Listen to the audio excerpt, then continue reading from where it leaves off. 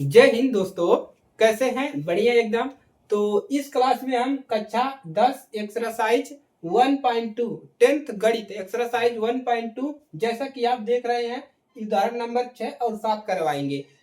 आपका प्रश्न क्या है? दर्शाइए कि 5 माइनस रूट 3 एक अपरिमेय संख्या है, 3 रूट 2 एक अपरिमेय संख्या है। दो क्वेश्चन करवाएंगे, महत्वपूर्ण प्रश्न है, बोर्ड पेपर के लिए इंपॉर्टेंट होता है। तो इसको कैसे सिद्ध करना है करवा देंगे। अगर रूट वाले को सिद्ध करना है तो उसको ऑलरेडी हमने पढ़ा दिया है।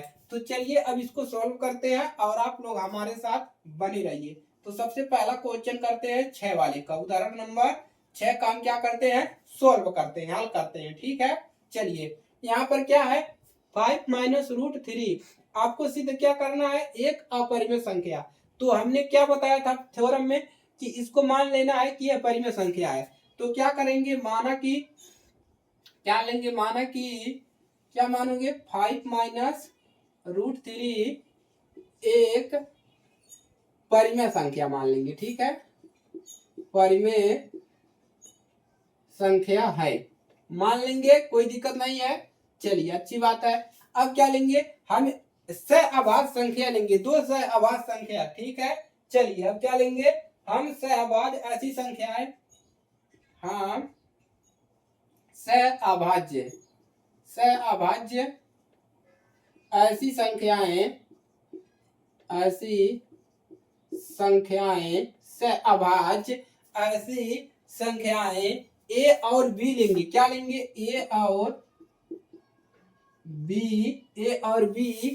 बी का मान बराबर नहीं होना चाहिए जीरो। क्या कर सकते हैं? ज्ञात कर सकते हैं या प्राप्त कर सकते हैं? ज्ञात कर सकते हैं। इतना काम का इतना करने के लिए मान लेना है कि ये परिमेय संख्या है और ए और बी लेना है। अब क्या कौन सा स्टेप है? अब स्टेप है जो भी आपको लिखना है। जैसे आप क्या का सिद्ध कर रहे हैं?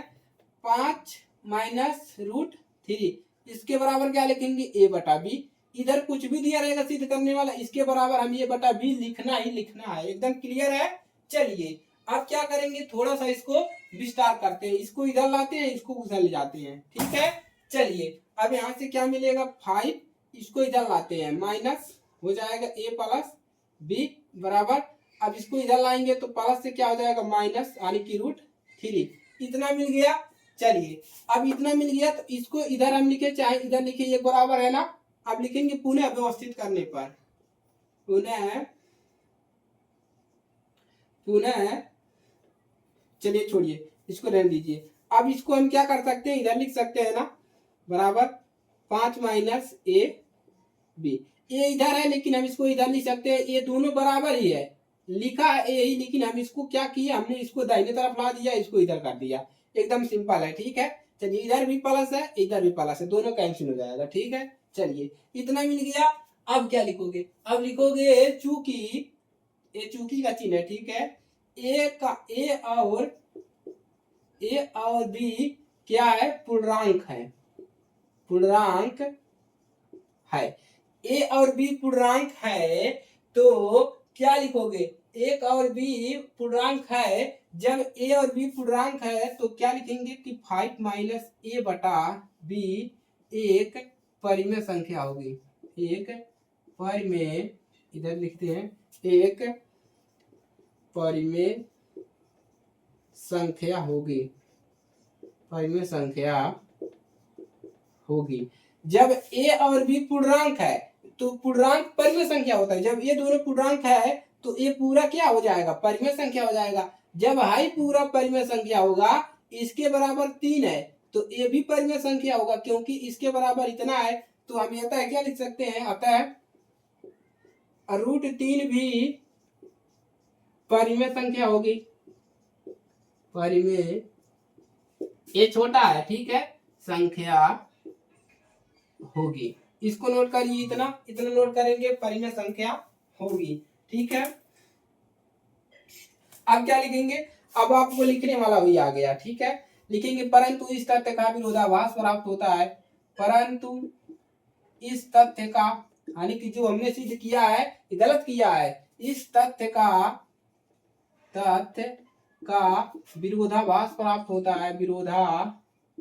विरोधाभास इस तथ्य का विरोधाभास प्राप्त होता है कि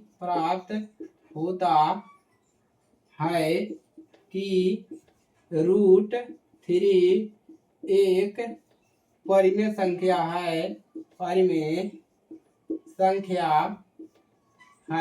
अब लिखेंगे यह विरोधाभास हमारी गलत कल्पना के कारण प्राप्त हुआ है। अब लिखेंगे यह विरोधाभास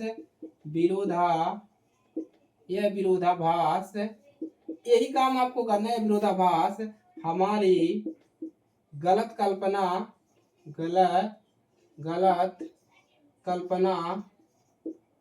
कल्पना से प्राप्त हुआ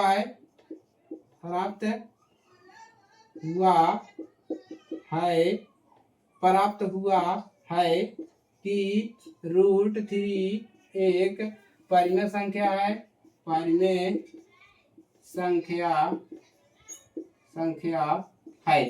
अब हम क्या लिखेंगे? अतः हम इधर लिख लिए ना, अतः हम निष्कर्ष निकालते हैं। लिखेंगे अतः हम निष्कर्ष निकालते हैं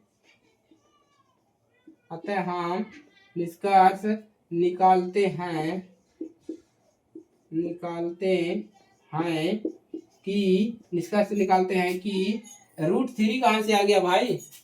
हाँ, रूट थ्री मिला है ना। हाँ, अतः हम निष्कर्ष निकालते हैं कि यहाँ पर लिखिए, यहाँ पर ये लिखेंगे रूट थ्री नहीं, यहाँ पर 5 भी आएगा, 5 माइनस रूट थ्री। ठीक है, अतः हम निष्कर्ष निकालते हैं कि 5 माइनस रूट थ्री एक क्या है? अपरिमेय संख्या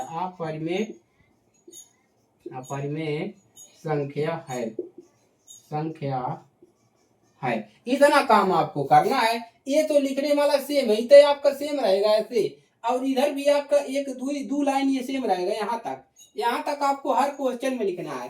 चेंज कहाँ से करना है? यहीं पर थोड़ा सा चेंज करना है। ये भी सेम रहेगा। ये तो सब में मानना है कि ए अपरिमेय संख्या है, सहभाज्य ए और बी लिखते हैं, इतना बराबर ए बटा बी हो गया।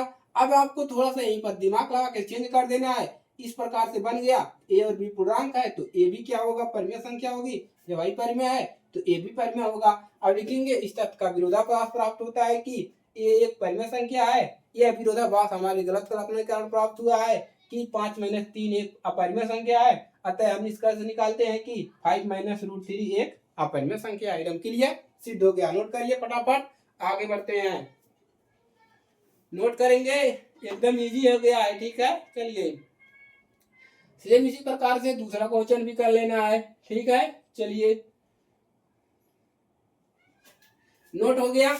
चलिए अब यहाँ पर हम क्या करते हैं, इसी में हम अपना क्या कर देते हैं, सुधार कर लेते हैं। प्रश्न संख्या उदाहरण नंबर 7।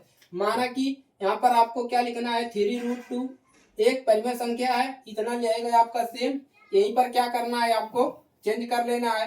यहाँ पर क्या लिखना है आपको? 3√2 ए बटा बी, बाकी सब सेम रहेगा। अब क्या करोगे? अब 3 को हम इधर भेज देते हैं। √2 बराबर ए बटा 3 बी, हमने 3 को यहाँ पर भेज दिया, हमारा काम बन गया। अब वही लिखना है, चूंकि ए और बी क्या है?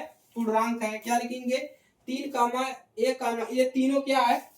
3 कामा ए और बी क्या है? पूर्णांक है। इसलिए ए बटा 3b परिमेय संख्या होगी।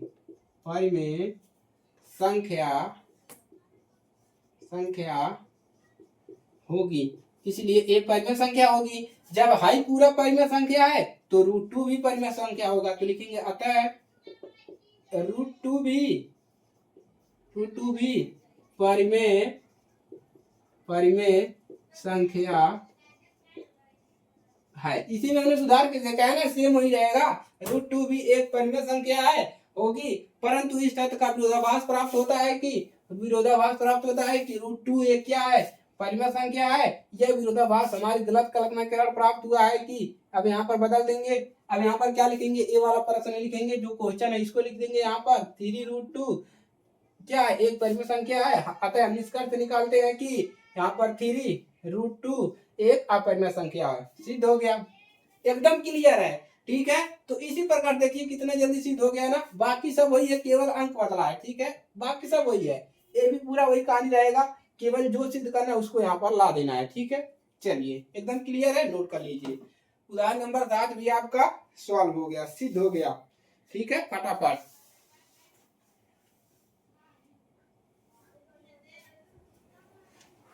चलिए नोट कर लिया। तो चैनल पर नए हैं तो लाइक करिए, शेयर करिए अब दोस्तों के पास, फ्रेंड सर्किल में, ताकि आप बच्चा एक्टिव हो जाए पढ़ने में। थोड़ा बहुत पढ़ते रहिए। अभी आप लोग पेपर तो अभी कुछ दिन है, लेकिन आपको पहले से ही पढ़े रहेंगे तो आपको रिवीजन करने में कोई भी समस्या नहीं होगी। ठीक है, तो इसके बाद हम प्रश्नावली 1.2 के प्रश्न हम करेंगे। जो प्रश्नावली में अगर इस प्रकार से क्वेश्चन मिल रहा है तो उसको नहीं हल करवाएंगे। जो क्वेश्चन नहीं करवाया गया है केवल उसी क्वेश्चन को करवाया जाएगा। ठीक है, चलिए तो फ्रेंड सर्किल में जरूर शेयर करिएगा, अपना कमेंट जरूर दीजिएगा। मिलते हैं अगली क्लास में, तब तक के लिए जय हिंद, वंदे मातरम।